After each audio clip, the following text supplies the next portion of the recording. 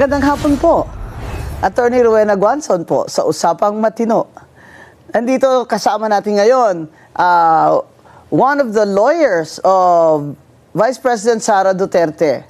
At mapapaliwanag niya sa atin ang sino ba tong si Madriaga na ito at napakasikat itong na para bang kung pakwentuhin mo itong mga kalaban ni VP Sara, ito na talaga ang smoking gun. Ito na talaga ang pinaka-witness nila para sa impeachment complaint nila. Kaya andito po ngayon, kasama natin ang, bago ko lang ito nakilala, pero anak ito ng aking friend. Welcome, Attorney Salvador Panelo Jr. Yes, Salvador Paulo Panelo Jr. So, Attorney Paulo, Yes. welcome. Thank you for the invitation and thank you for having me. It's a privilege to be here with you.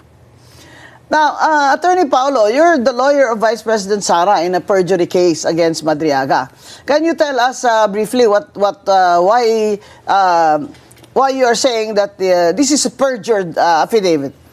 Yeah, kasi karamihan ng nasa laman ng affidavit niya, pati pangalan niya, mali or hindi totoo. Sabi niya kasi dito na nagtatrabaho siya for VP Sara, simula pa lang nung mayor siya ng Davao City, hanggang sa naging kasama daw siya sa PSG at sa VP SPG na nagproprotekta dati noon kay PRRD, pati kay VP Sara.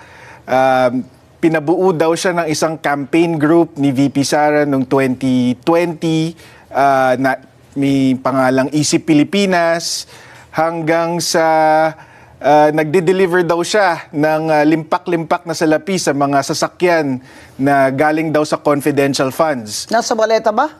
Nasa sasakyan daw po. Wala po sa maleta. Ibang style. Pero itong si Madriaga, did he ever work in any way, directly or indirectly, with Vice President Sara in Davao? Hindi po. We have, hindi lang po sa Davao City, we have certifications from the Davao City Local Government, the Presidential Security Group, the Vice Presidential Security and Protection okay. Group, So, Department of Education, and even the Office of the Vice President. Wala po siyang connection sa mga hindi ba ito opisina. si Madriaga ngayon nasa kulungan? Opo. Anong kaso, Attorney? For kidnapping for ransom. Aba, bongga. Bongga palang kaso nitong Madriaga. At sinasabi nilang siya ang pinaka-credible witness against VP Sara. Wala na ba kayong ibang makuhang witness dyan na hindi naman kidnapping for ransom? In fact, Attorney Guanzon, sabi nga ng PNP, nung inaresto siya noong 2023, ang description sa kanya is siya ang leader ng Madriaga Kidnap for Ransom Group, which is one of the most dangerous criminal syndicates in recent history. That was the description of the PNP. Wow, and that's in official PNP documents. Well, it was reported. It was reported as coming from the PNP. Yun. Nagtataka ko, yung storya niya, pilit na pilit nilang pinagdidikit na may na inutusan siya. Okay? In behalf of Vice President Sara na magdala daw ng pera. Ano ba itong mga pera na ito, Attorney? Ang Sinasabi sinasabi niya, confidential funds daw. Magkano daw? Merong delivery ng 80 million, merong tigta 33 million, merong patang 1 billion. Paano daw niya alam na confidential funds?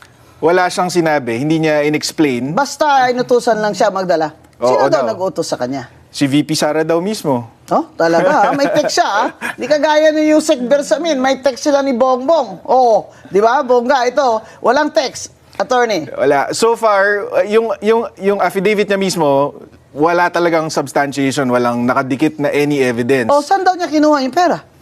Well, sinabi niya, inabot daw sa kanya ni Colonel Dante La Chica, na dating OVP Security Officer. At Bakit daw sa kanya inabot? Dahil parte nga daw siya ng grupo. Pero meron tayong testimony from Colonel Dante Lachica na hindi niya man kilala tong si Madriaga. At saan daw niya dineliver at kanino? Kung kani-kanino, meron daw sa parking lot ng Mega Mall, meron sa Ombudsman parking lot, meron sa isang mayor in Laguna na hindi naman pinangalanan, meron sa Novaliches, sa Santiago family.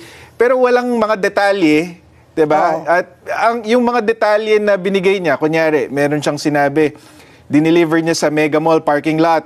Tapos, white Vios daw na may 80 million ng laman. And then, a few days later, nakita niya daw na the same car minamaneho ni Miss Ria Kilala, asawa ni Attorney Ryan Kilala. Pero imposible yon. Kasi sabi nga namin dun sa complaint affidavit ni VP Sara, hindi naman nagda-drive itong si Ria Kilala. We have a certification from the LTO Oo. na She has no license. no driver's license at hindi talaga marunong mag-drive. So, So, ang timing lang, attorney, gusto ko makita. Kailan siya nag-execute nitong affidavit niya? November 29, 2025. Oh, simula na noon ang first impeachment, di ba? Meron na. Tapos na. Voided na ang first Oo, impeachment. tapos na. Tapos, at saka siya ngayon, sa November siya. Bakit daw ngayon lang siya nag-affidavit niyan?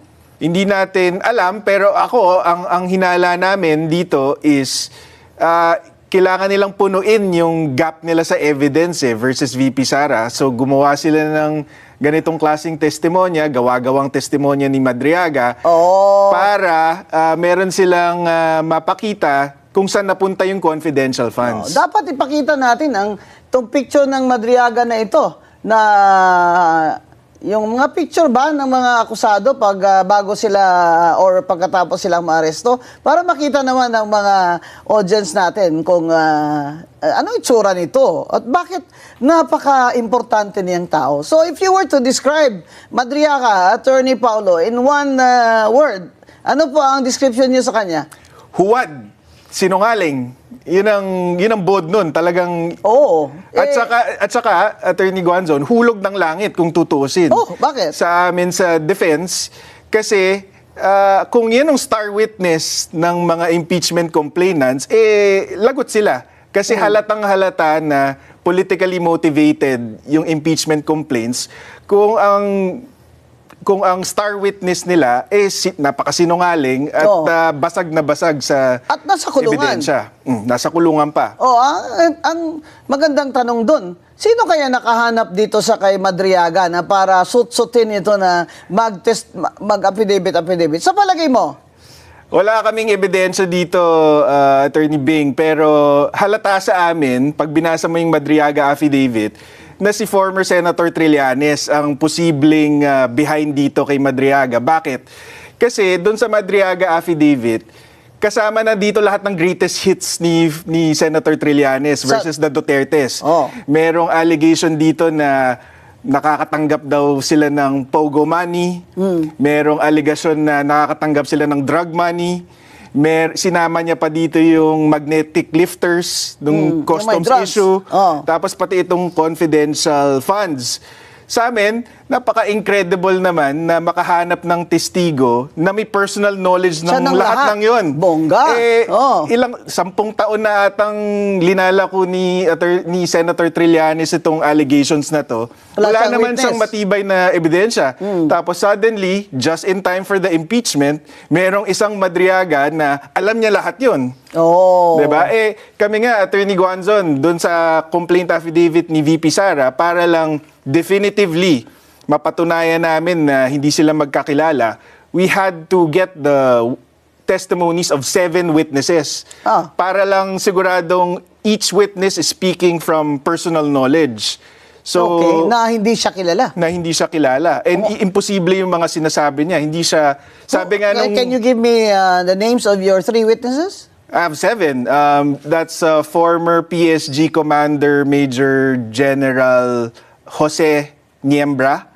And then we have a former PSG Commander Brigadier General Randolph Cabangbang. We have the former VP-SPG Commander Dante Lachica. We have the former DepEd Security Officer Dennis Nolasco. We have Attorney Ryan Kilala na ito lang talaga yung kaibigan ni Madriaga. Ito yung mukhang connection kay VP Sara, si Attorney Kilala. And then we even have testimony from Miss Ana Magnaye. She's an events organizer that handled the inauguration of VP Sara, just to refute the insinuations na porke may picture si Madriaga with VP Sara during the inauguration. Ay, close na siya. Close na siya. May picture siya. Nakita ko nakabarong siya. Ito ma'am, Oo. doon sa testimony ni Ana Magnaye, pinapakita niya doon na number one, hindi imbitado si Madriaga doon sa inauguration. He was just a last-minute replacement for Attorney Kilala because hindi nga kilala ni VP Sara Bakit sino ba itong attorney Kilala at pinasubstitute niya yan sa kanya? si Doon sa event na yon. Si Attorney Kilala, Associate Dean dati ng San Sebastian, doon nakilala to ni VP Sara. Ba't naman niya kilala itong kidnapper? Because itong si Madriaga, na-convict na to actually before, in the early 2000s, for another kidnapping, for a Kliyente separate kidnapping. Kliyente ba ni attorney kakilala? Hindi po, pero ang nag-handle po ng appeal niya sa Supreme Court ay yung San Sebastian Legal Aid. I see. So, doon niya nakilala itong si Attorney Ryan Kilala. Ano siya, indigent client. Yes. Oh. So, na-acquit siya doon, naging malapit siya sa mga staff, faculty ng San Sebastian Law, kasama itong si Attorney Kilala. Ginawa siyang parang alalay. Hindi naman. Naging magkaibigan sila. Akala ko Julalay. Kaya naman, ba may event, imbitado ito attorney, hindi siya makarating, siya, parang proxy ko, ganyan. So, ang kwento is, kasi sabi ni Madriaga, inutusan daw siya ni VP Sara na buuin tong campaign group Kailan na daw siya inutusan? 2020 daw po. Noong 2020, nasaan ba siya? Anong trabaho nitong Mukhang ang Madriagang ito? trabaho niya at that time is a parang private security Hirap provider. kasi itong mga kidnapping for ransom Di ba? Bantay sa lakay. Oo, marami sa kanila, kunyari, security agency sila. Sila din pala. Ang kikidnap doon sa mga anak ng mga kliyente nila o boss nila. Kaya, importante yun na ini-explain ni Attorney Panelo kung ano itong background niya at character nitong Madriaga. At nasa kulungan siya ngayon. Kasi, they are proving in the perjury case not only that nagsisinungaling itong si Madriaga, kung hindi, aside from that, na somebody is, he is a puppet and somebody is pulling the strings. Kasi kung titingnan mo, bakit naman si Madriaga bigla na lang susulpot ng ganyan kung wala siya makukuha? Di ba? The fact na nagkikidnapping for ransom siya, he is attracted to money. Di ba? Ano ito? Out of his good conscience, mag-affidavit siya, laban kay VP Sara dahil, siya? Anti-corruption, advocate. Huwag mo na kami ibudol, ha? Talagang, ang hirap mo paniwalaan. Actually, ma'am, yung testimonya nga nung events organizer is nagpa-unlock si VP Sara ng picture taking sa lahat ng bisita. Of course. Hindi lang sa bisita, pati yung onlookers. Tapos 6 to 12 midnight daw ang yung picture taking. Yeah. Tapos, ang ginawa namin para ipakita na hindi siya special, in-attach namin lahat ng picture taken on that day. Lahat pumipila yun 1,200 photos, Attorney Guanzon, para pakita na hindi siya special. Oo, ba't naman siya special? Mukha naman siyang ewan. Mamaya sabihin nyo na naman si Atty. Watson, grabe naman mag-discriminate. Sa itsura pa lang. Ko dyan, yung storya, hindi yung itsura. Yung storya ba na Vice President Sara will entrust to this Madriaga that she doesn't even know from any planet where he came from, i-entrust sa kanya na, magbuo ka ng ganito, ha? Mag-organize ka for me, na ganyan-ganyan. Sino naman maniniwala dyan kay Madriaga kung mag-organize din siya ng mga campaigner? Sabi nga, ma'am, ng witnesses natin, former PSG commanders at itong si VP SPG commander, pag nag-screen sila ng mga tao na may kipag-meeting kay VP Sara, or kay former President Titingnan nila Duterte. criminal records. Hindi nila papalapitin ang tao na may criminal record Oo. gaya ni Madriaga, let alone entrust him with protecting them or Oo. working for them. So, imposible talaga yung sinasabi ni Madriaga. Pero napakalakas ng loob nila na nilagay nila yung affidavit ni Madriaga sa kanilang impeachment complaints. Actually, natutuwa kami. Kasi ma-expose yung impeachment complainants, pati yung mga nagtutulak ng impeachment, na politically motivated, political agenda lang talaga ang habol nila dito. Kasi kung base sa ebidensya, walang kwenta tong si Madriaga. Ito na yata ang pinaka-star witness ngayon ng mga pro-impeachment complainants at supporters, itong Madriaga na ito. Aba, surely you can do better than this. Ngayon, sinabi ng House of Representatives Committee on Justice, nanalo na sila, na may sufficiency in substance na ang complaint against VP Sara. So now, attorney, they will go to voting in the House and they must get at least 1/3 para ipadala sa Senate. And the affidavit of Madriaga is one of their exhibits or evidence that they will submit or they have submitted to the Committee on Justice and then all the way to the Senate kung mangyari ito. So you're going to demand in subpoena that you can cross-examine Madriaga? Yeah, it's actually a litigator's dream to cross-examine somebody like Madriaga na napakasinungaling. Kasi alam mong kahit anong isagot niya, mahuhuli mo siya. So, yeah. I mean, may balita last week, Attorney Guanzon, I'm not sure if you caught it, na nung nag-file kami ng perjury complaint, biglang may lumabas na may death threat daw kay Madriaga sa loob ng kulungan. Oo. Meron ding report na inaalok daw siya ng 1 billion not to testify. Sa amin, walang kinalaman si VP Sara dyan because VP Sara actually wants him to testify. Oo. Bakit? Kasi one, siya lang ang makakaamin na gawa-gawa yung storya niya. Two, siya lang makaka-identify na kung sinong handlers niya, sino nagtulak sa kanya. Tapos kung tindigan naman niya yung testimonya niya, we will shatter his testimony even more. Okay. So, for example, ano pong tanong ninyo kay Madriaga on cross-examination? Pwedeng as simple as paano kayo nagkakilala ni VP Sara? Kasi we all have evidence on, on Paano their sila history. nagkakilala?